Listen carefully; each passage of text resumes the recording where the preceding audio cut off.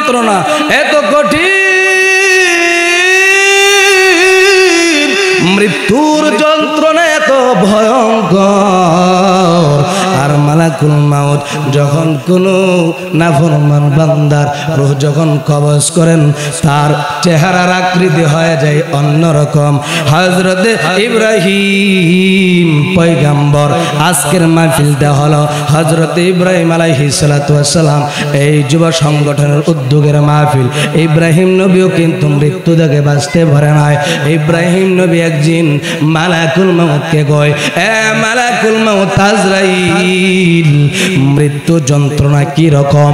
তুমি যখন নাফরমান বান্দার রূহ কবজ করবা, তুমি যখন নাফরমান বান্দার জানটা কবজ করবা, তখন তোমার রূহটা কি রকম হয়ে যায়? মালাকুল মাউত আজরাইল ডাক দিয়া বলে, এ ইব্রাহিম খলিল, এ ইব্রাহিম পয়গম্বর, আপনি সহ্য করতে পারবেন না গো, পারবেন না। কারণ হলো নাফরমান বান্দার রূহটাকে যখন আমি কবজ করে ফেলি, তখন আমার চেহারার আকৃতি হয়ে যায় ভয়ঙ্কর, আমার চেহারার আকৃতি হয়ে যায় অত্যন্ত কুৎসিত, আমার চেহারা অত্যন্ত ভয়ঙ্কর হয়ে যায়। এই ইব্রাহিম পয়গম্বর, আপনি সহ্য করতে পারবেন না, পারবেন না, আপনি ধৈর্য ধারণ করতে পারবেন না। ইব্রাহিম নবী ডাক দেখে, মালাকুল মাউত, না না না, আমাকে তোমার এই কুৎসিত চেহারাটা দেখাতে হবে। তখন মালাকুল মাউত আজরাইল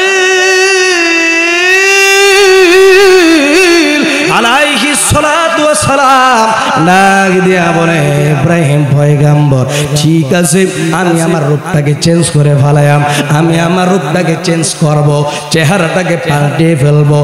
ইব্রাহিম পয়গম্বর গো, আপনি চক্ষু বোঝেন। ইব্রাহিম নবীকে বলা হলো, ইব্রাহিম আপনি চক্ষু বোঝেন। ইব্রাহিম পয়গম্বর চক্ষু বুঝলেন, বোঝার পরে মালাকুল মাউত আজরাইল আলাইহিস সালাতু ওয়াস সালামের রূপটা চেঞ্জ হয়ে গেল, একদম ভয়ঙ্কর হয়ে গেল। আজরাইল ডাক দিয়া বলেন, এই ইব্রাহিম পয়গম্বর, আপনি চক্ষু খোলেন, আপনি চক্ষু খুলে তাকায় দেখেন। ইব্রাহিম নবী মালাকুল মাউত আজরাইল আলাইহিস সালাতু ওয়াস সালামের দিকে তাকায় দেখেন, এ মালাকুল মাউত আর আগের মতন নয়, তিনি অত্যন্ত ভয়ঙ্কর হয়ে গেলেন। এই ইব্রাহিম খলিলুল্লাহ আলাইহিস সালাতু ওয়াস সালাম তাকিয়ে দেখলেন মালাকুল মাউত আগের মতন নাই। তিনি তাকে দেখলেন মালাকুল মাউত আজরাইল আলাইহিস সালামের মাথা দেখা যায় আসমানে, পা দেখা যায় জমিনে। এই মালাকুল মাউত আজরাইল আলাইহিস সালামের এই হাতের নখগুলা বিশাল বড় বড় দেখা যায়, আঙ্গুলের মাথা দিয়ে আগুনের সীসা বাইর হইতেছে। এই মালাকুল মাউত আজরাইল আলাইহিস সালামের কান দিয়ে আগুনের সীসা বাইর হইতেছে। মালাকুল মাউত আজরাইল আলাইহিস সালাতু ওয়াস সালামের এই মুখ দিয়ে আগুনের সীসা বাইর হইতেছে, চক্ষু দিয়ে আগুনের সীসা বাইর হইতেছে। এত ভয়ঙ্কর ভয়ঙ্কর এই ইব্রাহিম নবী মালাকুল মাউত আজরাইল আলাইহিস সালামের এত বড় একটা ভয়ঙ্কর চেহারা দেখে তিনি তাকায় দেখলেন মালাকুল মাউতের শরীর থেকে এমন বিশাল বড় দুর্গন্ধ আসতেছে। দুর্গন্ধের কারণে থাকা যায় না, মানুষ মরিয়া পচে গলে গেলে যে রকম দুর্গন্ধ আসে। সকলে আমার সাথে সাথে উচ্চ আওয়াজে পড়েন, আউযু বিল্লাহি মিনাশ শাইতানির রাজিম, বিসমিল্লাহির রাহমানির রাহিম। কুল ইন্নাল তাফিরুনা মিনহু ফাইন্নাহু মুলাকিকুম। আল্লাহ পাক রব্বুল আলামিন দয়াল নবী মায়ার নবী রাহমাতুল লিল আলামিন সাইয়্যিদুল মুরসালিন খাতামান নবীন আমার দয়াল নবীজিকে আল্লাহ পাক রব্বুল আলামিন বলেন, এ মায়ার নবী দয়ার নবী জানায়া দেন, জানায়া দেন, জানায়া দেন, কুল ইন্নাল মাউতাল্লাযী তাফিরুনা মিনহু ফাইন্নাহু মুলাকিকুম। এ মায়ার নবী দয়ার নবী গো আমার মায়ার নবী জানায়া দেন, আপনার উম্মতদেরকে জানায়া দেন, তোমরা যে মৃত্যু থেকে পলায়ন করতেছো, তোমরা থেকে মৃত্যু থেকে ছোটাছুটি করতেছো, তোমরা কিন্তু মৃত্যু থেকে বাঁচতে পারবা না। যেই জায়গার মধ্যে পলায়ন করো না কেন, যেই জায়গার মধ্যে তোমরা যাও না কেন, মৃত্যু তোমাদের সঙ্গে পাকড়াও করবে, মৃত্যু তোমাদের সঙ্গে মোলাকাত করবে। অন্যায়দের মধ্যে আল্লাহ পাক রব্বুল আলামিন বলেন, আইনামা তাকুনু ইয়াদরিকুমুল মাউত ওয়ালাউ কুনতুম ফি বুরুজিম মুশাইয়াদা। এই আল্লাহ পাক রব্বুল আলামিন পবিত্র কুরআনুল কারীমের মধ্যে বর্ণনা করেন, জানায় দেন, যদি তোমরা সুকঠিন কেল্লাস তৈরি করো, যদি বিশাল বড় একটা প্রাচীন তোমরা তৈরি করো, বিশাল বড় যদি তোমরা একটা অট্টালিকা তৈরি করো, বিশাল বড় যদি তোমরা একটা বিল্ডিং তৈরি করো, ওই বিল্ডিং এর মধ্যে যদি তোমরা পলায়ন করো রে, যদি তোমরা একটা বিল্ডিং এর মধ্যে থাকো, বিশাল বড় একটা অট্টালিকার মধ্যে যদি বসবাস করো রে, তোমরা মৃত্যু থেকে কখনো বাঁচতে পারবে না, পারবে না। মৃত্যু তোমাদেরকে পাকড়াও করবে। চিৎকার মেরে কন্যা আল্লাহু আকবার। এই মানুষ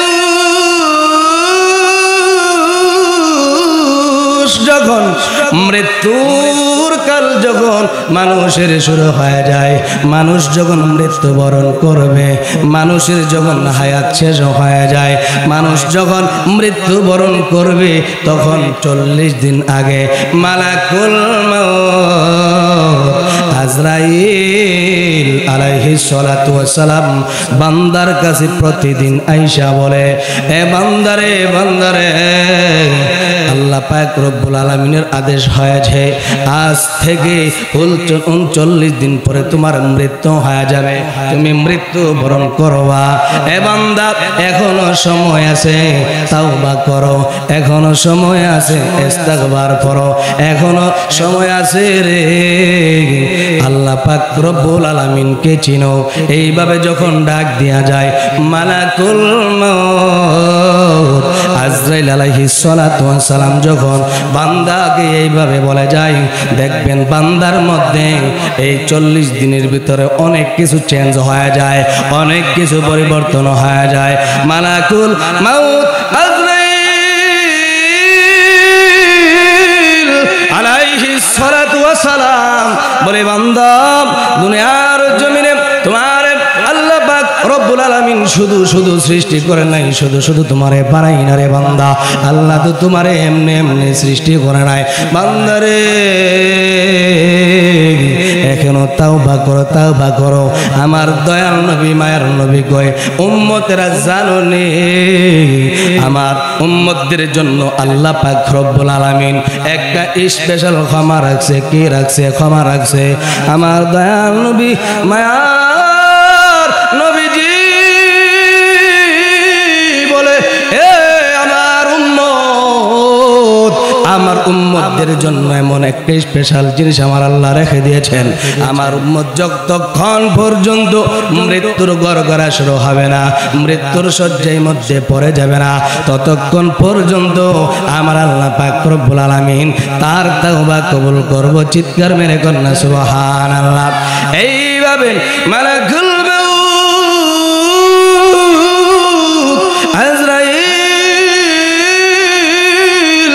আলাইহিস সালাতু ওয়াস সালাম বান্দারে প্রতিদিন ডাক দিয়া কই বান্দারে আর কত নাফরমান করবি রে বান্দা, নাফরমান করবি, তোমার তো সময় শেষ হয়ে গেল। এইভাবে যখন মালাকুল মাউত আজরাইল আলাইহিস সালাতু ওয়াস সালাম বান্দাকে বলে যাই, বান্দার ভিতরে একটা চেঞ্জ এসে যায়। দেখবেন বান্দা বলে আমার কোনো কিছু ভালো লাগে না, বান্দা বলবে আমাকে তোমরা বিদায় দিয়ে যাও, বান্দা বলবে আমার খাইতে ভালো লাগে না। কারণ হলো বান্দার ধীরে ধীরে তার রিজিক বন্ধ হয়ে যায়। বান্দা বলে আমার কোনো কিছু ভালো লাগে না, আমার যে কেমন কেমন করতেছে। এইভাবে যখন বান্দার 3 দিন হয়ে যায়, প্রতিদিন কবর ডাক দিয়া কই এ বান্দারে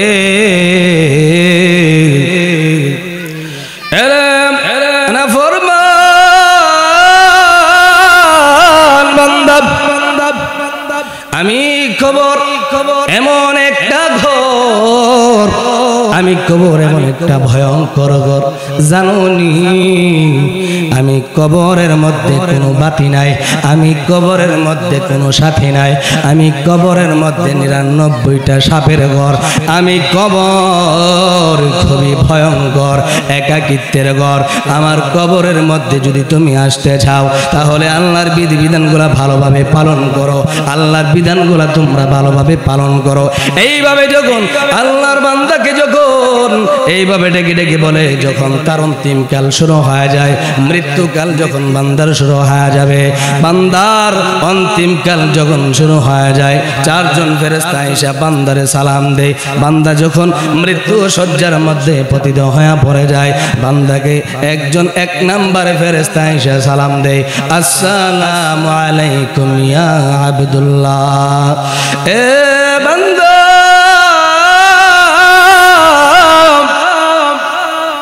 আল্লাহ পাক রব্বুল আলামিন আমাকে সৃজন করিয়াছেন, তোমার খেদমত করার জন্য আমার আল্লাহ সৃষ্টি করিয়াছেন। বান্দারে আল্লাহ আমাকে সৃষ্টি করেছেন, তুমি দৈনিক কতটুকু রিজিক পাইবা, তুমি দৈনিক কতটুকু খাবারে খাইবা, তুমি দৈনিক কতটুকু খাদ্য খাইবা, এই জন্য আল্লাহ আমারে সৃজন করিয়াছে রে বান্দা। বান্দারে বান্দারে কিন্তু আজকে একটু ব্যতিক্রম দেখলাম, আমি পশ্চিম প্রান্তরে চলে গেলাম, আমি পশ্চিম থেকে পূর্বে প্রান্তরে চলে গেলাম রে বান্দা, কিন্তু আমি তোমার জন্য একটা খাদ্য পাইলাম না। আমি উত্তর থেকে দক্ষিণ প্রান্তরে গেলাম, আমি তোমার জন্য একটা শস্য দানা পরিমাণও খাদ্য পাইলাম না রে বান্দা। এ বান্দা রে বান্দা রে, আমার মনে হয় কিছুক্ষণের মধ্যে তুমি মৃত্যুবরণ করবা, কিছুক্ষণের মধ্যে মালাকুল মাউত আজরাইল আলাইহিস সালাতু ওয়াস সালাম এসে হাজির হয়ে যাবে। এইভাবে 2 নম্বর ফেরেশতা আসবে, আয়েশা বলবে বান্দারে, আরে বান্দা আল্লাহ পাক রব্বুল আলামিন আমাকে সৃজন করিয়াছেন, তুমি দৈনিক কতটুকু পানি পান করবা, তুমি দৈনিক কতটুকু পানি খাইবা, তোমার গলার মধ্যে যদি গো পানির বান লেগে যায় তাহলে আমি ফেরেশতা এই বান ক্লিয়ার কইরা দেই, তুমি কতটুকু পানি পান করবা এই পানির ব্যবস্থা আমি আল্লাহ করে দিতাম। বান্দারে কিন্তু আজকে আমি এই পশ্চিম থেকে পূর্বে প্রান্তরে গেলাম, উত্তর থেকে দক্ষিণ প্রান্তরে গেলাম, বান্দা তোমার জন্য আমি একটা গ্লাস পানি পাইলাম না। আমার সম্মানিত মহল্লাবাসী, আমার মুরব্বী বাবারা, যুবক ভাইয়েরা, আমার পর্দার অন্তরালের সরলা বোলা মা বোনেরা, তাকে দেখবেন যখন কোনো মুমূর্ষ ব্যক্তি বিছানার মধ্যে যখন পড়ে যায়, তাকে দেখবেন এই বান্দাকে মুখের মধ্যে চামচ দিয়ে যখন পানি দেওয়া হয়, বান্দার গলা দিয়া পানি প্রবেশ করে না, বান্দা পানি খাইতে পারে না, বান্দা পানি খাইতে পারে না, পানি তার গাল দিয়ে ভেবে পড়ে যায়। কতক্ষণ ঠেকিরা কিরাম। এইভাবে 3 নাম্বার ফেরেশতা আসবে, আয়েশা সালাম দিবে, আসসালামু আলাইকুম ইয়া আব্দুল্লাহ। বান্দারে বান্দারে, আল্লাহ পাক রব্বুল আলামিন আমাকে সৃজন করেছে। এ বান্দা, তুমি দৈনিক কতটুকু জায়গা তুমি সফর করবা, তুমি দৈনিক কতটুকু জায়গা ভ্রমণ করবা, তুমি কতটুকু জায়গা তুমি হেঁটে হেঁটে যাইবা, তুমি দৈনিক কতটুকু ভ্রমণ করবা, এর জন্য আল্লাহ পাক রব্বুল আলামিন আমাকে সৃজন করিয়াছিলেন। বান্দারে, আমি পশ্চিম থেকে পূর্ব প্রান্তরে গেলাম, উত্তর থেকে দক্ষিণ প্রান্তরে গেলাম রে বান্দা, তোমার জন্য আমি একটি কদম জায়গা পাইলাম না। এ বান্দা, তোমার জন্য আমি কোনো জায়গা পাইলাম না। দেখবেন কিছু কিছু মানুষ যখন মৃত্যুবরণ করে, কিছু কিছু মানুষ দেখবেন মেয়ের বাড়িতে যায় মৃত্যুবরণ করে, কিছু কিছু মানুষ তাকে দেখবেন রাস্তাঘাটে মৃত্যুবরণ করে, কিছু কিছু মানুষ দেখবেন হসপিটালের মধ্যে মৃত্যুবরণ করে। বান্দার যখন মৃত্যুকাল চলে আসবে, বান্দা 1 সেকেন্ড আগেও মৃত্যুবরণ করবে না, বান্দা 1 সেকেন্ড দেরি তো মৃত্যুবরণ করবে না। আর আমার আল্লাহ পাক রব্বুল আলামিন বান্দা কোন দিন মৃত্যুবরণ করবে, বান্দা কোন জায়গার মধ্যে মৃত্যুবরণ করবে, এই বান্দার জন্য স্থান নির্ধারণ করে দিয়েছেন, দিন তারিখ নির্ধারণ করে দিয়েছেন। এই কারণে সুলাইমান পয়গম্বর, সুলাইমান নবী বসে বসে কথা বলতেছেন। সুলাইমান নবীর উম্মত এক পাশে বসে বসে যখন কথাবার্তা বলতেছেন, ইন দ্য মিন টাইমে মালাকুল মাউত আজরাইল আলাইহিস সালাতু ওয়াস সালাম হাজির হয়ে গেলেন। ওই সুলাইমান পয়গম্বরের উম্মত ডাক দিয়ে কই, নবী গো, এ সুলাইমান পয়গম্বর, মালাকুল মাউতের আগমন হয়েছে গো নবী। আমি মালাকুল মাউত আজরাইলের এই চেহারা দেখে আমি ভয় পাইতেছি। মালাকুল মাউত আজরাইল আলাইহিস সালাতু ওয়াস সালামের চেহারা আমার কাছে এত ভয়ঙ্কর লাগে, চক্ষুগুলা বড় বড় লাগতেছে। এ সুলাইমান নবী, আপনি তো এমন একজন পয়গম্বর, আপনি এমন একজন নবী, আপনার তো আনলিমিটেড পাওয়ার আছে। এ নবী গো, আপনি দয়া করে আপনার কথা তো পিপিলিকারাও শোনে, আপনার কথা তো জিনরাও শোনে, আপনার কথা কিন্তু বাতাসেও শোনে। এ সুলাইমান পয়গম্বর, মালাকুল মাউত আজরাইল যতক্ষণ পর্যন্ত এই জায়গার মধ্যে বসে থাকবে, ততক্ষণ পর্যন্ত আপনি একটা জিনকে হুকুম দিয়া দেন, আপনি একটা জিনকে বলে দেন আমাকে যেন সুদূর মরুভূমির মধ্যে নিয়ে দেওয়া হয়, আমাকে একটা দূর প্রান্তরে রেখে দেওয়া হোক।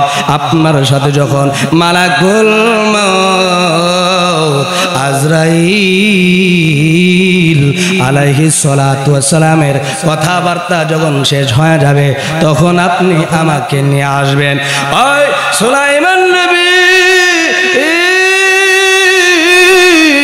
উম্মতকে একটা জিনের মাধ্যমে ওই সুদূর মরুভূমির মধ্যে যখন নিয়ে দেওয়া হলো, নিয়ে দেওয়ার পরে ওই আল্লাহর বান্দা সুলাইমান পয়গম্বরের উম্মত ওই জায়গার মধ্যে জিকির করতেছে, জিকির করতেছে। সুলাইমান নবী ডাক দেয়, এ মালাকুল মাউত আজরাইল, আপনি কিসের জন্য এখানে আগমন করেছেন? বলে, আমি এখানে এসেছি অন্য কাজে, আপনি কি আমার জান কবজ করবেননি? কই না, এখনো আল্লাহর হুকুম হয় নাই, আপনার জান কবজ করার জন্য আল্লাহর হুকুম হয় নাই। এ মালাকুল মাউত আজরাইল, তুমি যখন আমি সুলাইমান নবীর রূহ যখন কবজ করবারে মালাকুল মাউত, তুমি তুমি আমারে আগে বলবা, কারণ হলো আমার একটা কাজ আছে। সুলাইমান পয়গম্বর বললেন আমাকে তুমি আগে জানিয়ে দিবা। মালাকুল মাউত আজরাইল বলে ঠিক আছে। সুলাইমান পয়গম্বর আপনি যদি আমার এখন হুকুম দেন, আপনি যদি এখন আমারে বলে দেন, তাহলে আমি এখন এই জায়গা থেকে যেতে পারে। সুলাইমান পয়গম্বর কই, এ মালাকুল মাউত আজরাইল তুমি এখন কোথায় যাইবা, তুমি এখন কোন জায়গার মধ্যে গমন করবা? মালাকুল মাউত আজরাইল আলাইহিস সালাতু ওয়াস সালাম বলে, এ পয়গম্বর জানেন, শুনে নেন, আপনি জেনে নেন, কিছুক্ষণ পূর্বে যে আপনার উম্মত আপনার দরবারে যে বসা ছিল, নবী গো আমি তার জান কবজ করতে যাইব। সুলাইমান পয়গম্বর আশ্চর্য হয়ে গেছে, ডাক দিয়া কই, এ মালাকুল মাউত আজরাইল তোমার মৃত্যুর ভয়ের কারণে, তোমার ভয়ঙ্কর চেহারা দেখার কারণে রে এ মালাকুল মাউত আমার উম্মতকে আমি সদর মরুভূমির মধ্যে প্রেরণ করলাম। এ মালাকুল মাউত তাহলে এখন তুমি কিসের জন্য ওই জায়গার মধ্যে যাইবা? তুমি তো এখানে তার জান কবজ করতে পারতা। আজরাইল আলাইহিস সালাতু ওয়াস সালাম বলে, এ সুলাইমান পয়গম্বর আল্লাহ আমারে হুকুম দিয়েছেন আপনার ওই ফরহেজগার উম্মতের জান কবজ করার জন্য। ওই সময় তার টাইম হয় নাই। আর আল্লাহ পাক রব্বুল আলামিন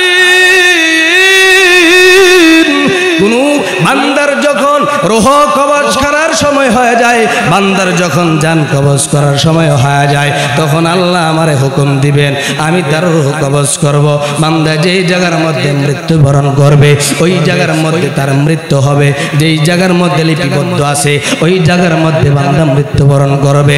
এ সুলাইমান পয়গম্বর এই আপনার উম্মতের মৃত্যু এখন টাইম হয়েছে, আর আপনার উম্মতের মৃত্যুটা ওই সদর মরুভূমির মধ্যে লেখা আছে। চিৎকার মেরে কন্যা আল্লাহু আকবার। এ মালাকুল মাউত আজরাইল আলাইহিস সালাতু ওয়াস সালাম চলে গেলেন ওই জায়গার মধ্যে। আমার নবীজি একদিন মালাকুল মাউত আজরাইল আলাইহিস সালাতু ওয়াস সালামকে জিজ্ঞাসা করলেন, এ ভাই আজরাইল আপনি কিভাবে এত কোটি কোটি মাখলুকাত আমার আল্লাহ সৃজন করেছেন, এত কোটি কোটি মানুষ আমার আল্লাহ সৃষ্টি করেছেন, মালাকুল মাউত আপনি কিভাবে এতগুলা জান কবজ করেন? ওই মালাকুল মাউত আজরাইল বলে, এ আল্লাহর নবী রাহমাতুল লিল আলামিন আপনার সামনে যদি অসংখ্য গণিত পিপিলিকাকে যদি দেওয়া হয়, আপনি যেভাবে থাপ্পড় দিয়ে মেরে ফেলতে পারবেন। আল্লাহ আমারে এমন একটা ক্ষমতা দিছে গো, আল্লাহ আমার এমন একটা ক্ষমতা দান করেছে, আমার কাছে পিপিলিকার মতন পৃথিবীর মধ্যে যত মাখলুকাত আছে সমস্ত মাখলুকাতকে আমার কাছে পিপিলিকার মতন লাগে। কন্যা আল্লাহু আকবার। এই সুলাইমান নবী এত বড় পয়গম্বর, তারপরেও তিনি মৃত্যু থেকে বাঁচতে পারে নাই। সুলাইমান আলাইহিস সালাম বাতাসকে যদি হুকুম দিত, বাতাস তুমি ডাইনে যাও, ডাইনে যাইতো। বাতাস তুমি পশ্চিম দিগন্ত দিয়া প্রবাহমান হও, পশ্চিম দিগন্তে দিয়া যাইতো। এ বাতাস তুমি সামনে চলো, সামনে চলতো। তারপরেও এই সুলাইমান নবী বাঁচতে পারে নাই, বাঁচতে পারে নাই। দুনিয়ার জমিনে কত রাজা বাদশা, কত বিশাল বড় ক্ষমতার অধিকারী আসছে, কেউ নাই, কেউ নাই। একদিন মালাকুল মাউত আজরাইল সুলাইমান নবীর কাছে আইসা বলে, আল্লাহর পয়গম্বর সুলাইমান নবী, আল্লাহ পাক রব্বুল আলামিন আমারে হুকুম করেছেন আপনার টাইম শেষ হয়ে গেছে। এ সুলাইমান নবী, ইওর টাইম ইজ আপ, আপনার সময় শেষ হয়ে গেছে। পয়গম্বর গো, আপনি যদি অনুমতি দিবেন আপনার রূহ আমি কবজ করে ফেলবো। সুলাইমান নবী ডাক দিয়া কই, এ মালাকুল মাউত আজরাইল, আমার তো এই বাইতুল আকসা মসজিদুল এই বাইতুল আকসা মসজিদ নির্মাণ কাজ শেষ হয় নাই, বাইতুল মুকাদ্দাসের কাজ তো আমার শেষ হয় নাই। ঠিক আছে, আল্লাহ যেহেতু হুকুম করেছে আমি তো আর পৃথিবীর জমিনে থাকতে পারবো না, আমার তো মৃত্যুবরণ করা লাগবে। সুলাইমান পয়গম্বর মসজিদের মধ্যে অর্ধেক কাজ সমাপ্ত হয়ে গেছে। বাইতুল আকসা মসজিদ যখন অর্ধেক কাজ সমাপ্ত হয়ে গেছে, মেহরাবের মধ্যে আয়না দিয়ে সুন্দর করে একটি ঘর নির্মাণ করেছেন সুলাইমান নবী। বই, এ মালাকুল মাউত আজরাইল, আমি যখন ওই আয়নার ঘরের মধ্যে প্রবেশ করব, লাঠির মধ্যে আমি হেলান দিয়ে রাখবো, রে আজরাইল, এ মালাকুল মাউত, তখন তুমি আমার রূহ কবজ করবা। ইন দা মিন টাইমে ওই সুলাইমান পয়গম্বর চলে গেলেন এই বাইতুল মুকাদ্দাসের মধ্যে, মেহরাবের মধ্যে গিয়ে লাঠির মধ্যে ধরে বর দিয়ে তাকিয়ে রইলেন। আর দুষ্ট জিনেরা এই বাইতুল আকসা মসজিদের কাজ করতেছেন, বাইতুল মুকাদ্দাসের কাজ করতেছেন। আর এই দিক দিয়ে সুলাইমান পয়গম্বর কয়, এ মালাকুল মাউত আজরাইল, আল্লাহর হুকুম তুমি পালন করো রে। আল্লাহ আদেশ দিয়েছে মৃত্যুবরণ করানোর জন্য, তুমি তোমার হুকুম পালন করো, আমার রূহ পালন করো। সুলাইমান নবী লাঠির মধ্যে ভর দিয়ে দাঁড়িয়ে রইলেন। এত বিশাল বড় একজন পয়গম্বর, নামি দামি পয়গম্বর, পাওয়ারওয়ালা পয়গম্বর, মালাকুল মাউত রূহ কবজ করে নিলেন। সুলাইমান নবী দাঁড়ায়া রইছে, বোঝা যায় তিনি জীবিত ইবাদতে মশগুল রয়েছেন। জিনেরা তিনাকে অত্যন্ত ভয় পাইতেন, জিনেরা তিনাকে অনেক ভয় পাইতেন। জিনেরা কাজ করতেছে, এইভাবে কাজ করতে করতে একটা বছর গত হয়ে গেছে। কোন আল্লাহু আকবার। এই সুলাইমান নবী দাঁড়িয়ে রয়েছেন, জিনেরা কই সামনে যাওয়া যাবে না। সুলাইমান নবী আমাদের দিকে তাকিয়ে রয়েছেন, আমরা কাজের মধ্যেও ফাঁকি দিতে পারবো না। এই দিক দাং বাইতুল মুকাদ্দাসের কাজ কমপ্লিট হয়ে গেছে। আমার আল্লাহ হুকুম দিলেন, গুণ পোকাদেরকে হুকুম দিলেন, এ গুণ পোকা, এখন তুমি সুলাইমান পয়গম্বরের লাঠি কর্তন করা শুরু করে দাও, কাটতে শুরু করে দাও। গুণ পোকা আল্লাহর হুকুম পায়া লাঠি কেটে ফেললেন। সুলাইমান পয়গম্বর 1 বছর দাঁড়ানো অবস্থায় ছিলেন। দাঁড়ানোর পরে তিনার দেহ মুবারক জমিনের মধ্যে পড়ে গেলেন। ওই দিক দা জিনেরা মাথার মধ্যে হাত দিয়ে কই, হায় রে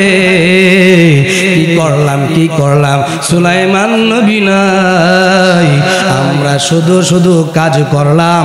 এত বড় একজন পাওয়ারফুল আল্লাহর নবী সুলাইমান নবী, তিনিও মৃত্যুর স্বাদ গ্রহণ করেছেন, তিনিও মৃত্যুবরণ করেছেন।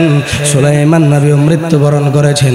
এই বলতেছিলাম 4 নম্বর ফেরেশতা যখন আসবে, আয়েশা সালাম দিবেন, আসসালামু আলাইকুম ইয়া আব্দুল্লাহ, বান্দারে বান্দা, আল্লাহ আমাকে তোমার খেদমতের জন্য সৃষ্টি করেছেন। তুমি যে শ্বাস আনো নেও, অক্সিজেন দিয়ে তুমি ব্যবহার করো, এই কারণে আমার আল্লাহ আমাকে তোমার জন্য নিযুক্ত করেছে। কিন্তু বান্দা, আজকে আমার কাছে ব্যতিক্রম মনে হইল রে বান্দা। আজকে আমি পশ্চিম থেকে পূর্বে প্রান্তরে চলে গেলাম, আমি উত্তর থেকে দক্ষিণ প্রান্তরে চলে গেলাম। বান্দারে, আমি তোমার জন্য অল্প কিছু অক্সিজেন জমা করে নিয়ে আসতে পারি না। এ বান্দা, আমার মনে হয় তুমি কিছুক্ষণের মধ্যে মৃত্যুবরণ করবা তুমি কিছুক্ষণের মধ্যে দুনিয়ার মায়া ছেড়ে চলে যাইবা কিছুক্ষণের মধ্যে মালাকুল মাউত আজরাইল আলাইহিস সালাতু ওয়াস সালাম এসে হাজির হয়ে যাবে যখন বান্দা মৃত্যুকাল যখন তার অন্তিম কাল যখন শুরু হয়ে যাবে মৃত্যুর গড়গড়ার মধ্যে যখন বান্দা চলে যাবে মৃত্যুর গড়গড়ার মধ্যে যখন বান্দা পড়ে যাবে তখন যদি বান্দা নাফরমান হয় তাহলে দুর্গন্ধ একটা জাহান্নাম থেকে রুমাল নিয়ে আসা হবে দুর্গন্ধ রুমাল নিয়ে আসবে মালাকুল মাউত আজরাইল আলাইহিস সালাতু ওয়াস সালাম এসে হাজির হয়ে যাবে হাজির হওয়ার পরে মালাকুল মাউত এই নেককার বান্দাদের জন্য এক রূপ আর বদকার বান্দাদের জন্য আরেক রূপ এই মালাকুল মাউত আজরাইল আলাইহিস সালাতু ওয়াস সালাম তিনার রূপ একরকম আবার নেককারদের জন্য অন্যরকম সুলাইমান নবী বদকার বান্দারা এসে বলবে বান্দারে এতদিন পর্যন্ত দুনিয়ার জমিনে রং তামসা করে চলেছ রে বান্দা তুমি যা মনে চাই তা করেছো আল্লাহর বিধিবিধানগুলো পালন করছ নাই বান্দারে এখন তুমি আল্লাহর আযাবের দিকে বের হয়ে আসো চিৎকার মেরে কন্যা নাউযুবিল্লাহ এই মৃত্যুর যন্ত্রণা এত কঠিন মৃত্যুর যন্ত্রণা এত ভয়ঙ্কর আর মালাকুল মাউত যখন কোনো নাফরমান বান্দার রূহ যখন কবজ করেন তার চেহারার আকৃতি হয়ে যায় অন্যরকম হযরতে ইব্রাহিম পয়গম্বর আজকের মাহফিলটা হলো হযরতে ইব্রাহিম আলাইহিস সালাতু ওয়াস সালাম এই যুব সংগঠনের উদ্যোগের মাহফিল ইব্রাহিম নবীও কিন্তু মৃত্যু থেকে বাঁচতে পারে নাই ইব্রাহিম নবী একদিন মালাকুল মাউতকে কয় এ মালাকুল মাউত আজরাইল মৃত্যু যন্ত্রণা কি রকম তুমি যখন নাফরমান বান্দার রূহ কবজ করবা তুমি যখন নাফরমান বান্দার জানটা কবজ করবা তখন তোমার রূপটা কি রকম হয়ে যায় মালাকুল মাউত আজরাইল ডাক দিয়া বলে এ ইব্রাহিম খলিল এই ইব্রাহিম পয়গম্বর আপনি সহ্য করতে পারবেন না গো পারবেন না কারণ হলো নাফরমান বান্দার রূহটাকে যখন আমি কবজ করে ফেলি তখন আমার চেহারার আকৃতি হয়ে যায় ভয়ঙ্কর আমার চেহারার আকৃতি হয়ে যায় অত্যন্ত কুৎসিত আমার চেহারা অত্যন্ত ভয়ঙ্কর হয়ে যায় এই ইব্রাহিম পয়গম্বর আপনি সহ্য করতে পারবেন না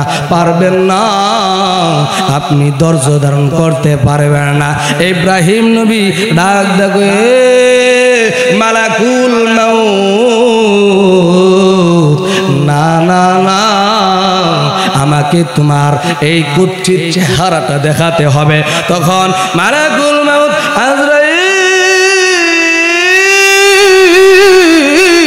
আলাইহিস সালাতু ওয়াস সালাম ডাক দিয়া বলে ইব্রাহিম পয়গম্বর ঠিক আছে আমি আমার রূপটাকে চেঞ্জ করে ফেলাম আমি আমার রূপটাকে চেঞ্জ করব চেহারাটাকে পাল্টে ফেলবো ইব্রাহিম পয়গম্বর গো আপনি চক্ষু বোঝেন ইব্রাহিম নবীকে বলা হলো ইব্রাহিম আপনি চক্ষু বোঝেন ইব্রাহিম পয়গম্বর চক্ষু বুঝলেন বোঝার পরে মালাকুল মাউত আজরাইল আলাইহিস সালাতু ওয়াস সালামের রূপটা চেঞ্জ হয়ে গেল একদম ভয়ঙ্কর হয়ে গেল আজরাইল ডাক দিয়া বলেন এ ইব্রাহিম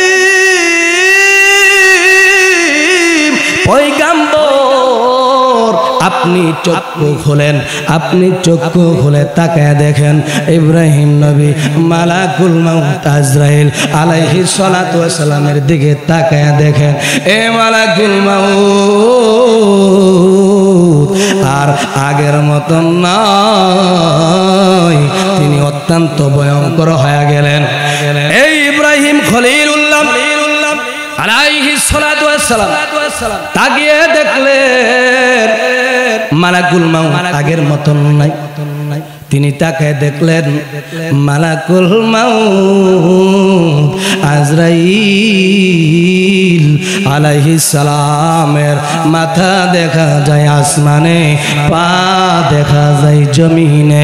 এই মালাকুল মাউত আজরাইল আলাইহিস সালামের এই হাতের নখগুলা বিশাল বড় বড় দেখা যায়, আঙ্গুলের মাথা দিয়ে আগুনের সীসা বাইর হইতেছে।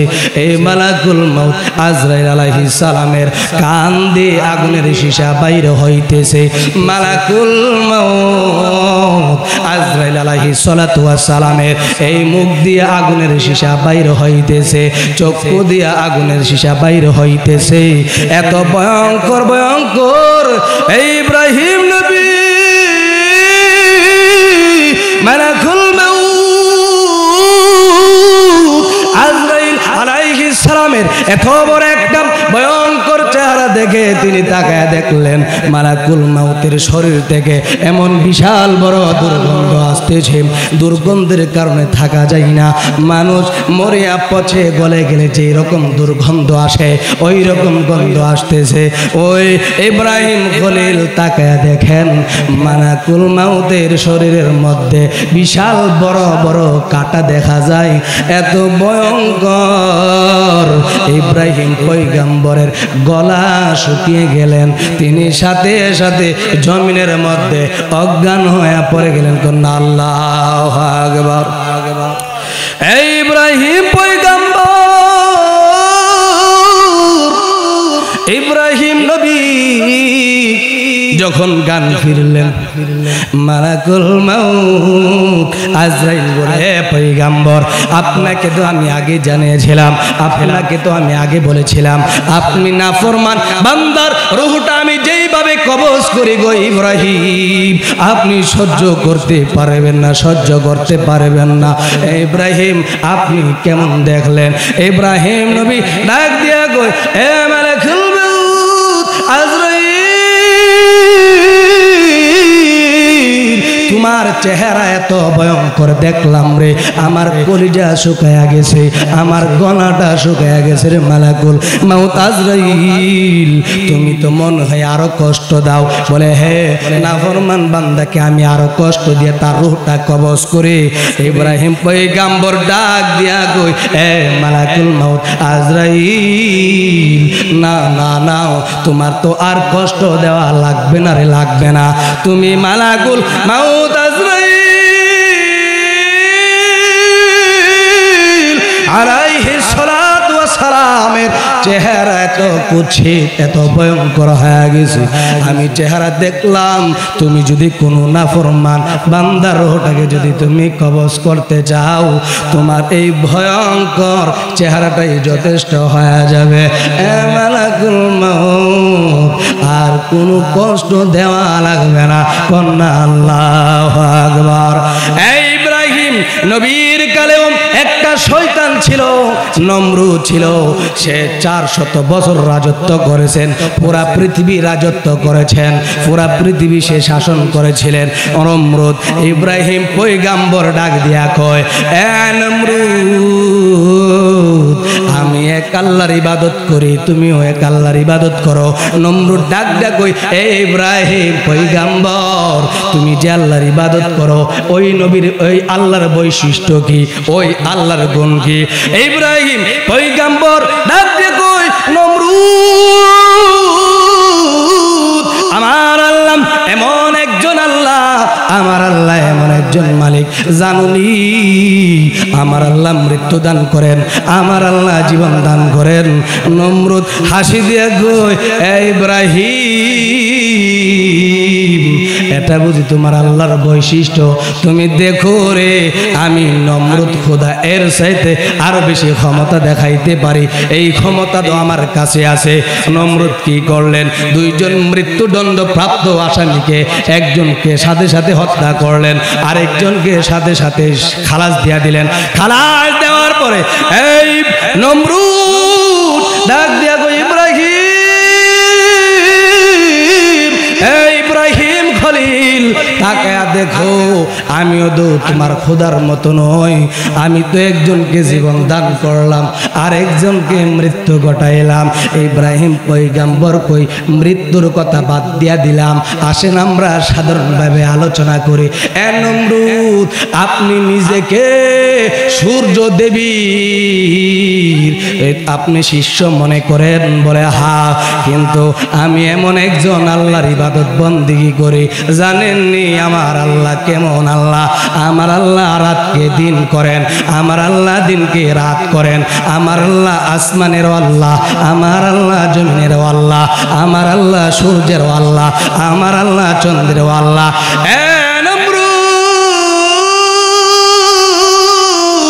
আপনি যদি নিজেকে সত্যি সত্যি খোদা দাবি করেন, আপনি যদি নিজেকে সত্যি সত্যি খোদা দাবি করেন, আপনার যদি ক্ষমতা থাকে গো, আমার আল্লাহ প্রত্যেকটা দিন পূর্ব দিগন্ত থেকে সূর্য উদয়ন করেন, পশ্চিম দিগন্তে যায় সূর্য অস্ত করেন। এ নমরুদ, আপনার যদি ক্ষমতা থাকে, আপনি একদিনের জন্য পূর্ব দিগন্ত থেকে সূর্য উদয়ন করেন। চিৎকার মেরে কন্যা আল্লাহু আকবার। এই নমরুদ রাগ হয়ে গেছে। এই ইব্রাহিম, তোমার আল্লাহর সঙ্গে আমি নমরুদ যুদ্ধ করব, খালি মাঠের মধ্যে তুমি চলে আসো। তোমার খোদা কেমন খোদা, তোমার আল্লাহ কেমন খোদা আমি দেখব, চলে আসো। খালি মাঠের মধ্যে নমরুদ হাজার হাজার সৈন্যবাহিনী নিয়ে হাজির হয়ে গেলেন। ইব্রাহিম নবী একা দাঁড়িয়ে রইলেন। নমরুদ কই, ইব্রাহিম রে, তোমার আল্লাহ কি উপরের দাগে? বলে হ্যাঁ, আরো সাজিমের মধ্যে আছে। দেখো তোমার আল্লাহ রে আমি এখন তীর মাইরা মাইরা ফালাইম। কোন নাউজুবিল্লাহ। এই উপরের দিকে একটা তীর নিক্ষেপ করলেন। তীরটা নিক্ষেপ করার পরে আমার আল্লাহ ডাক দেয়, জিবরাইল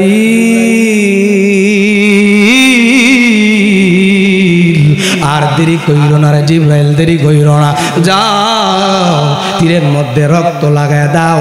আমি আল্লাহর সাথে সে যে খেলতে চাই, আমি আল্লাহ তার সাথে একটু খেলি। কন্যা আল্লাহু আকবার। এই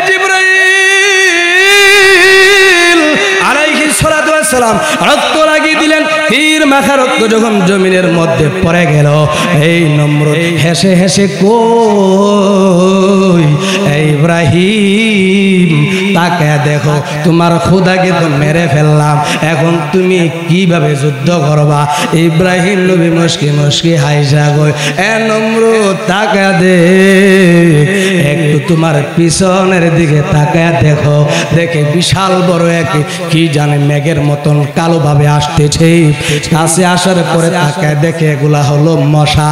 নমরুদ ডাক দিয়া কই, এই ইব্রাহিম, তোমার খোদা বুঝি মশা প্রেরণ করেছে, আর কোনো কিছু বুঝি তোমার খোদার কাছে নাই। এই মশা কিভাবে আমাদের সঙ্গে যুদ্ধ করবে? মশার কাছে তো কোনো তরবারি নাই, মশার কাছে তো কোনো অস্ত্র তস্ত্র নাই, মশার কাছে তো কোনো তীর নাই, কিভাবে যুদ্ধ করবে? এই কথা বলার পরে মশা বাহিনী সেই তীরন্দাজদের নাকের মধ্যে ঢুকে মাথার মগজের মধ্যে যখন কামড় মারে, তীরন্দাজরা লক্ষ্য বেঁধে হয়ে লক্ষ্যগ্রস্ত হয়ে একে অপরকে তীর মারা শুরু কইরা দিল। চিৎকার মেরে কন্যা আল্লাহু আকবার। এই শুধু তাই নয়, আমার আল্লাহ, আমার প্রভু, সমস্ত ক্ষমতার অধিকারী আমার আল্লাহ। আর দুনিয়ার জমিনে আমরা যারা ক্ষমতার বড়াই করি, আর যারা দুনিয়ার জমিনে বেশি বেশি বড়াই করছে, আল্লাহ ক্ষুদ্র ক্ষুদ্র ভাবে তাদেরকে মৃত্যু ঘটায়া ইতিহাস রেখে দিয়েছেন। এ আমার বান্দারা, ইতিহাস জেনে নাও, শুনে নাও, আমি দুনিয়ার জমিনে নয়, শুধু আমি সব জায়গার মধ্যে আমার আল্লাহর ক্ষমতা কাজ করবে। তোমাদের কোনো ক্ষমতা নাই। যারা ক্ষমতাবান ছিল তাদেরকে আমি নিকৃষ্টতম ভাবে মৃত্যু ঘটাইছি। কথা কোন ঠিক কিনা? এইভাবে যারা তলোয়ার নিয়ে অসংখ্য গণিত সৈন্যবাহিনী দাঁড়ায় রয়েছে, দাঁড়ায় আর পরে নাক দিয়ে যখন মশা প্রবেশ করলো, প্রবেশ করার পরে মশার কামড়ের কারণে এই একজনকে আরেকজনে ফুসানো শুরু করলো, তলোয়ার লক্ষ্য বেঁধে হয়ে গেল। এইভাবে নমরুদ বাহিনী বিনাশ হয়ে গেল। নমরুদে বাড়ির দিকে পালাতে লাগলেন, আর এই দিকটা অসংখ্য গণিত মশা বাহিনীর মধ্যে একটা ল্যাংড়া মশা আল্লাহর ডাক দিয়া কয়, প্রভু আমি প্রতিবন্ধী মশা, আমি ল্যাংড়া মশা, আমারে সৃষ্টি করেছেন, আমার সাথে ভাইয়ারা যুদ্ধ করতেছে, আল্লাহ আমারে আপনি কেন বানাইলেন? আমার আল্লাহ কই, মশা রে তোমারে দিয়া হইতো আমি পরডারে মারাম না। আল্লাহু আকবার। এই ল্যাংড়া মশা দাওয়া করলেন, দাওয়া করতে করতে নমরুদের পিছনে চলে গেলেন। চলে যাওয়ার পরে নমরুদ যখন বাড়িতে পৌঁছাইলেন, নাক দিয়া ঢুকে মগজের মধ্যে কামড় মারে। নমরুদ পাগল পারা হয়ে যায়, মারে বাবা গো কয়ে চিৎকার মেরে কন্যা আল্লাহু আকবার, আল্লাহু আকবার। এই নমরুদ চিৎকার মারে, জুতা দিয়া তার মাথার মধ্যে বাড়ি দেই। একটু থাই মারইছে। নমরুদ কই, কিরে জুতার মধ্যে কি কোনো জাদু আসেনি? জুতা দিয়া বাইরা, এইভাবে জুতা দিয়া বাইরাই মশা একটু থেমে থাকে। কিন্তু এইভাবে তো আর দিন যাবে কিভাবে? ঘুমাইতে হবে, খাবার খাইতে হবে। নমরুদ কি করলেন? এই দুইজন কামলা রাখলেন, একজন রাতের বেলা জুতা দিয়া মাথার মধ্যে বাইরাইব, আরেকজন দিনের বেলা জুতা দিয়া মাথার মধ্যে বাইরাইব। এইভাবে নমরুদ জুতার বাড়ি খাইতে খাইতে 40 বছর যখন গত হয়ে যায়, একজন গোলাম, এই গোলামটা ছিল একটু বোকা টাইপের। সে মনে মনে কই যে এত 40টা বছর ধরে জুতা দিয়া বাইরেতেছি, ডিউটি শেষ হই নাই, এক কাজ করি। বিশাল বড় একটা মগর সামনে ছিল, মগর দিয়া নমরুদের মাথার মধ্যে এমন জোরে বাড়ি মারছে, মাথা 2 ভাগ হয়ে গেছে। কন্যা আল্লাহু আকবার, আল্লাহু আকবার। কন্যা এই নমরুদ তাকা দেখে এই মাথা ভেঙ্গে মাথা বাগ হয়ে নমরুদ জমিনের মধ্যে পড়ে গেছে। ল্যাংড়া মশা তাকায় কই, কিরে একবারে দি চান্দি খালাস। উপর দিকে তাকায় দেখে আসমান দেখা যায়, মশা উইরা গেছে। নমরুদ জাহান্নামের মধ্যে চইলা গেছে। এই পৃথিবীতে কত বাদশা আসলো, কত ক্ষমতার অধিকারী আসলো, কেউ রইল না। ফেরাউন নীল নদী আর পানিকে যদি বলতে, নীল নদী আর পানি, নীল নদীর পানি রে ডাইনে যাও, ডাইনে যাইতো, নীল নদীর পানি বামে যাও, বামে যাইতো, খাড়া হয়ে যাও, খাড়া হয়ে যাইতো। এত বড় ক্ষমতা আমার আল্লাহ দিছে। ক্ষমতা পায়া ক্ষমতার অপব্যবহার করছে, নিজের নিজে খোদা দাবি করছে। ওই নীল নদীর মধ্যে ডুবায়া আমার আল্লাহ তারে সটকি বানায় রাখছে। কথা কোন ঠিক কিনা? এই মৃত্যুর যন্ত্রণা এত কঠিন, ইদ্রিস পয়গাম্বর ডাক দিয়া কই, এ প্রভু, প্রভু গো, আমি দুনিয়াতে থাকাকালীন, জীবিত থাকাকালীন মৃত্যুর যন্ত্রণা কেমন কঠিন আমি দেখতে চাই, আমি দেখতে চাই। আল্লাহর কাছে দোয়া করলেন। আর এই দিকটা মালাকুল মউত আজরাইল আলাইহিস সালাম আল্লাহর কাছ থেকে অনুমতি নিলেন। কারণ হলো ইদ্রিস পয়গাম্বর এমন একজন নবী ছিলেন যিনার জন্য জান্নাত থেকে ইফতারি আসতো। না সুবহানাল্লাহ। ইদ্রিস পয়গাম্বর বেশি বেশি রোজা রাখতেন, রোজা রাখতে রাখতে তিনি আল্লাহর পেয়ারা হয়ে গিয়েছিলেন। এই ইদ্রিস পয়গাম্বর মালাকুল মউত আজরাইল আলাইহিস সালাতু ওয়াস সালামকে বলেছিলেন, আমার জানটা কবজ করে আমার আল্লাহ যেন আমারে আবার ফিরে দেয়, আমি দেখব মৃত্যুর যন্ত্রণা কত কঠিন। কন্যা আল্লাহু আকবার। এই মালাকুল মউত আজরাইল আলাইহিস সালাতু ওয়াস সালাম ইদ্রিস পয়গম্বরের রূহটা কবজ করলেন। কবজ করার পরে কিছুক্ষণ পরে আবার এই রূহটা ফিরিয়ে দিলেন। ফিরিয়ে দেওয়ার পরে ইদ্রিস পয়গম্বর ডাক দিয়া কই, এ মালাকুল মউত আজরাইল, তুমি কি আমার রূহটাকে কষ্ট দিয়া কবজ করছো নাকি তুমি নরমাল ভাবে কবজ করছো? আল্লাহু আকবার, আল্লাহু আকবার। মালাকুল মউত আজরাইল আলাইহিস সালাতু ওয়াস সালাম ডাক দিয়া বলে, ইদ্রিস পয়গম্বর, আপনার রূহটা আমি একদম নরমাল কষ্ট দিয়া কবজ করলাম। কারণ হলো আপনি মৃত্যুর যন্ত্রণা শুধু বুঝতে চেয়েছেন, এই কারণে সর্বনিম্ন কষ্ট দিয়া আপনার রূহটাকে আমি কবজ করলাম। ইদ্রিস পয়গম্বর কই না, না রে এ মালাকুল মউত নাম, তুমি তো সহজভাবে আমার রূহটা কবজ করো না। আমাকে যখন তুমি রূহটা কবজ করবারে আজরাইল, আমি তাকায়া দেখলাম আমার পায়ের মোড়া থেকে তুমি চামড়াগুলা খসে খসে চিলায়া চিলায়া আমার শরীর থেকে চামড়াটা ছিঁড়ে ফেললে যেরকম কষ্ট হয়, চামড়াটা জীবিত অবস্থায় ছিলে ফেললে যেরকম কষ্ট হয়, চামড়াটা ছোলানোর পরে আমার শরীরের মধ্যে লবণ মাইখা দিলে যেমন কষ্ট হবে রে মালাকুল মউত আজরাইল, তার চাইতে আরো বেশি কষ্ট আমি ইদ্রিস পয়গম্বর পেয়েছি। চিৎকার মেরে কোন আল্লাহু আকবার। আমার দয়াল নবী, মায়ার নবী, রহমাতুল লিল আলামিন, সাইয়্যিদুল মুরসালিন, খাতামান নাবিয়িন, যখন আমার দয়াল নবী দুনিয়া থেকে যখন পর্দা করেছিলেন, আমার দয়াল নবীর বুক মোবারকের মধ্যে মালাকুল মউত আজরাইল হাত রাখছিল। মালাকুল মউত যখন আমার দয়াল নবী মায়ার নবীর বুক মোবারকের মধ্যে হাতটা রাখলেন, আমার নবী ডাক ডাক, এ মালাকুল মউত আজরাইল, তুমি আমার বুকের মধ্যে কি রাখলা রে? মালাকুল মউত কয়, ইয়া রাসূলুল্লাহ, ইয়া হাবিবাল্লাহ, নবী গো, আমি আপনার বুকের মধ্যে শুধু আমার হাত রাখলাম। আমার নবী ডাক ডাক কই, এ মালাকুল মউত আজরাইল, আমার বুকের মধ্যে তোমার হাত রাখলা, কিন্তু আমি তাকে দেখতেছি রে মালাকুল মউত আজরাইল, আমার বুকের মধ্যে তুমি যেন উহুদ পাহাড়টা রেখে দিয়েছ। চিৎকার মেরে কোন আল্লাহু আকবার। আমার নবী ডাক ডাক কই, এ মালাকুল মউত, আমার উম্মত কিভাবে মৃত্যুর যন্ত্রণা সহ্য করবে রে?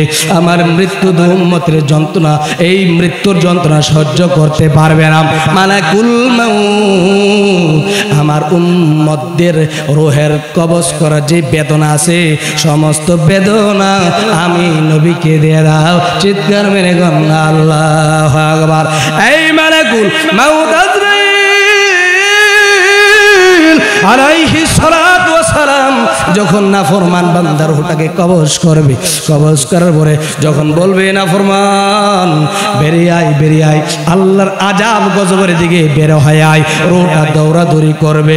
আমার নবী কই, মালাকুল মউত আজরাইল যখন রূহটা কবজ করবেন, সুতার মধ্যে যেইভাবে আপনার সুতা কাটার মধ্যে যেইভাবে আটকে যায়, ছিঁড়ে ছিঁড়ে যেইভাবে কাটা থেকে সুতাটাকে সরানো হয়, ওই রকম ভাবে নাফরমান বান্দা রূহটাকে কবজ করা হয়। রূহটাকে কবজ করার পরে এই মালাকুল মউত আজরাইল আলাইহিস সালাতু ওয়াস সালাম থেকে রূহটাকে আযাবের ফেরেশতারা দুর্গন্ধ জাতীয় রুমাল দিয়ে নিয়ে যায় আসমানের মধ্যে। লা তুফাত্তাহু লাহুম আবওয়াবুস সামাই ওয়ালা ইয়াদখুলুনাল জান্নাতা হাত্তা ইয়ালিজাল জামালু ফি সাম্মিল খিয়াত। চিৎকার মেরে কন্যা সুবহানাল্লাহ। এই তাদের রূহগুলাকে আসমানের উপরে নেওয়া হবে না, তাদের জন্য আকাশের দরজা খোলা হবে না যতক্ষণ পর্যন্ত একটা সুয়ের ছিদ্র পথ দিয়া উট প্রবেশ করবে। অর্থাৎ সুয়ের পথ দিয়া কোনো সময় উট প্রবেশ করা সম্ভব না। কাফের বান্দা, নাফরমান বান্দা যখন ঈমান হারা হয়ে মৃত্যুবরণ করবে, সে কষ্টিন কালেও জান্নাতে প্রবেশ করতে পারবে না। কতক্ষণ ঠিকই না? এই নাফরমান বান্দা রূহটাকে যখন নিয়ে যাওয়া হয়, জমিনের মধ্যে কই আল্লাহ বাঁচাইছে, এই নাফরমান ব্যক্তিটা মারা গেছে, আল্লাহ ভালো করছে, এই ব্যক্তিটা মারা গেছে, এইভাবে বলতে থাকে। আসমানের মধ্যে নেওয়ার পরে কই, এ ফুলান ইবনে ফুলান, নাফরমান বান্দা কার? এই নাফরমান বান্দা কার? কয় মুখের সন্তানে মুখ, দুনিয়ার জমিনে আল্লাহর বিধানগুলা পালন করে নাই, দুনিয়ার জমিনে ইবাদত বন্দেগী করে নাই। কোথারে নিয়ে যাও, তার জন্য আসমানের দরজা সমূহ খোলা হবে না, কারণ তার শরীর থেকে এরকম দুর্গন্ধ বাইর হইতাছে, তার গন্ধের কারণে পুরা দুনিয়া দুর্গন্ধ হয়ে গেছে। কন্যা আল্লাহু আকবার। এই বান্দাকে যখন কবরের মধ্যে নিয়ে যাওয়া হয়, আমার নবী কই, ওই বান্দাটা আত্মীয় স্বজনদেরকে ডাক দিয়া কই, এ আমার সন্তানেরা রে, তোমাদের জন্য আমি এত কিছু করলাম, আজকে আমার কবরের মধ্যে নিয়ে যাইতাছো।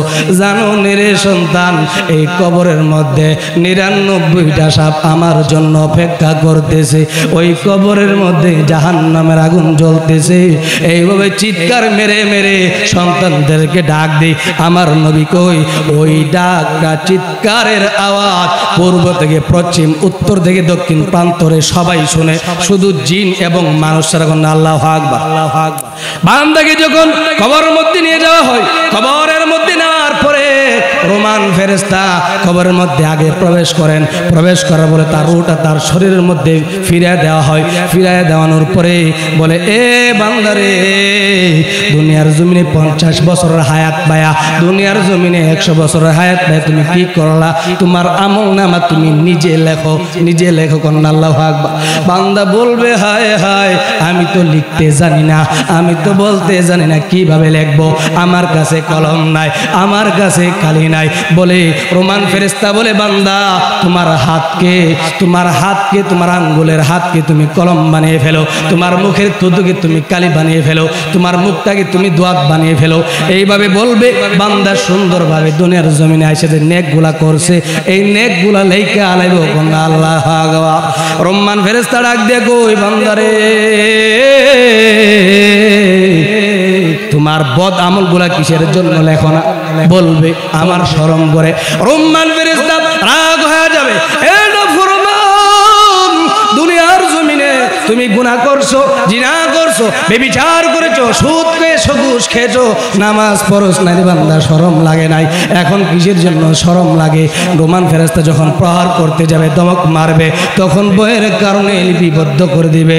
লিপিবদ্ধ করার পরে রোমান ফেরেশতা তার আমল নামা গলার মধ্যে ঝুলন্ত অবস্থায় দিবে। এই বান্দা এই হাসরের ময়দানে ঝুলন্ত আমল নামা নিয়ে উঠবে। আমার আল্লাহ হাসরের ময়দানে বলবে, তুমি দেখে দেখে তোমার আমল নামা পাঠ করো। আল্লাহু আকবার। তারপরে মুনকার নাকির ফেরেশতা আসবে, আয়েশা প্রশ্ন করবে, বান্দা তোমার রবকে, তোমার দিন কি, তোমার নবীকে? বলবে, হায় হায়, আমি কিচ্ছু জানি না। আকাশ থেকে একজন ঘোষণাকারী বলবে, বান্দা নাফরমান, মিথ্যা কই, বান্দা মিথ্যা বলতাছে। তার কবরের নিচে আগুনের বিছানা বিছায়া দাও, তার গলার মধ্যে আগুনের পোশাক পরায়া দাও, তার হাতের মধ্যে আগুনের বেড়ি পরায়া দাও। এইভাবে বলা হবে। আর একজন এই বদির কানা ফেরেশতা তার জন্য প্রেরণ করা হবে। ওই বদির ফেরেশতা তার এমন ভাবে, তার এই মুগুর থাকবে, তার হাতের মধ্যে একটা বিশাল বড় ব্যান্দা থাকবে, মুগুর থাকবে। ওই মুগুরটা দিয়া যদি উহুদ পাহাড়কে আঘাত করা হয়, তো আমার নবী কই, সাহাবীরা জাননি, উহুদ পাহাড় সাথে সাথে জমিনের মধ্যে মিশে যায়। তখন আল্লাহু আকবার। বান্দাকে যখন ওই মুগুর দিয়ে আঘাত করা হবে, বান্দা জমিনের মধ্যে মিশে যাবে। এইভাবে তারে শাস্তি দিতে থাকবে। আর বলা হবে, নাফরমান, এ নাফরমান, কিয়ামত যখন কায়েম হয়ে যাবে, এর চাইতে তোমারে আরো কঠিনতর শাস্তি দেওয়া হবে। কন্যা আল্লাহু আকবার। আর বান্দা ডাক মারবে, এ প্রভু, আপনি কঠিন কালেও কিয়ামত ঘটায়েন না, কিয়ামত ঘটায়েন না, কিয়ামত ঘটায়েন না। এইভাবে দোয়া করবে। আর এইভাবে যখন দোয়া করবে জাহান্নামে থাকতে থাকতে বলবে আল্লাহকে ডাক মারবো, এ মালিক, জাহান্নামের মধ্যে পড়তে আমার পানির তৃষ্ণা লেগে গেল, আমার পানির পিপাসা লেগে গেল, আমার একটু পানি দেন। তখন বলা হবে লা ইয়াযুকুনা ফিহা বারদান ওয়ালা শারাবা ইল্লা হামিমান ওয়া গাসসাকা। তখন জাহান্নামী যখন ইয়াতাযাক্কারু ফিহি মান তাযাক্কারা ওয়া জাআকুমুন নাযীর, বান্দারে তোমারে কি আমি ওই রকম একটা বয়স দান করি নাই যেই বয়সে তুমি শিক্ষা করতে পারতা, তুমি জ্ঞান অর্জন করতে পারতা? আর তোমাদের কাছে কি আমি তোমাদেরকে বোঝানোর জন্য বার্তা বাহক প্রেরণ করে নাই? এই আজকে কোনো কাজ হবে না। ফাযুকু ফামা লিয-যালিমিনা মিন নাসীর। তখন বলা হবে জাহান্নামের মধ্যে পড়ে থাকো, তুমি জাহান্নামের আযাব ভোগ করতে থাকো, জালিমদের জন্য আল্লাহর কোনো দয়া মায়া নাই। চিৎকার মেরে কন্যা আল্লাহু আকবার। যাই হোক, আজান টাইম হয়ে গেছে। আল্লাহ পাক রব্বুল আলামিন আমাদের সকলকে ওই জাহান্নামের আগুন থেকে হেফাজত করুক, সকলে পড়ি আমিন। ওয়া আখিরু দাওয়ানা আলহামদুলিল্লাহি রাব্বিল আলামিন। আসসালামু আলাইকুম ওয়া রাহমাতুল্লাহি তাআলা ওয়া বারাকাতুহু।